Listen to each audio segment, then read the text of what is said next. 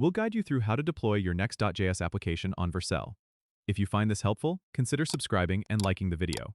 First, go to the Vercel website and log in or sign up for an account if you haven't already. Once you're in, click on the New Project button on your dashboard. You can then connect your GitHub, GitLab, or Bitbucket account to import your Next.js project. Select the repository that contains your Next.js app and click Import. Vercel will automatically detect that it's a Next.js project and configure the settings accordingly. On the configuration page, make sure to review the settings, but usually, the defaults are fine for most cases.